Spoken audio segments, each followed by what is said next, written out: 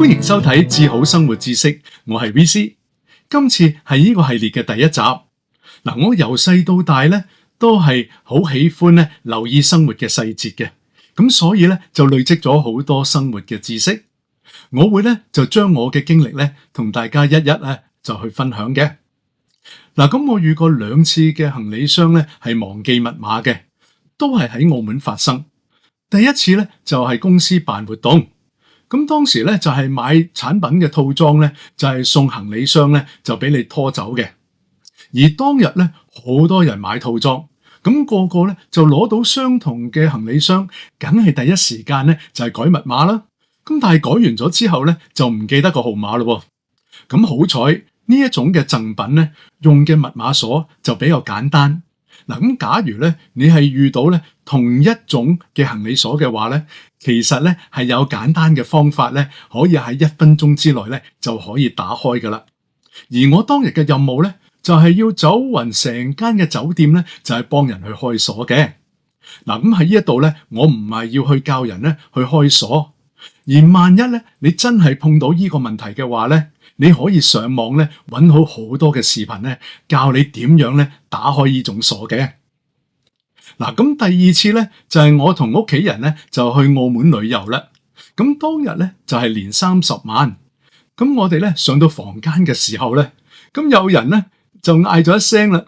咁咧原來咧就係發現咧帶錯咗鎖匙喎。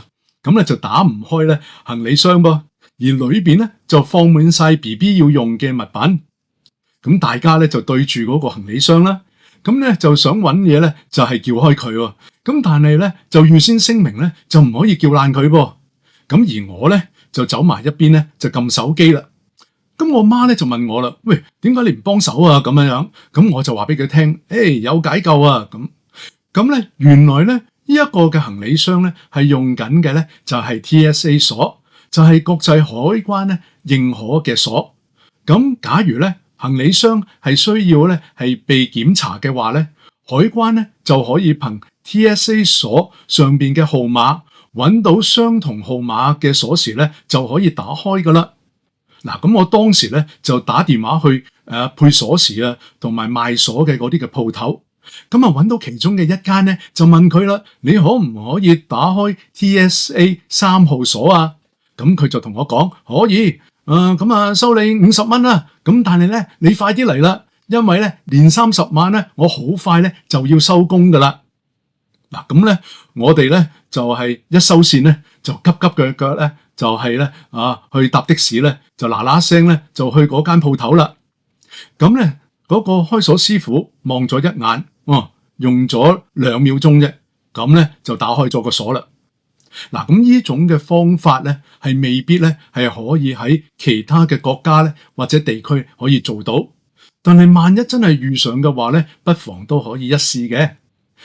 至於係密碼鎖嘅話咧，咁其實咧呢個方法當然咧就係行得通啦。咁但係咧你亦都係可以咧係逐個 number 咧係逐個慢慢試嘅。咁今集提供嘅資訊同埋意見咧，純粹都係用作參考嘅啫，歡迎大家留言交流啦。咁喜歡呢條短片嘅朋友咧，請你俾個 like 我，順便分享出去，同埋咧撳埋個啷啷咧訂閱呢一條嘅頻道。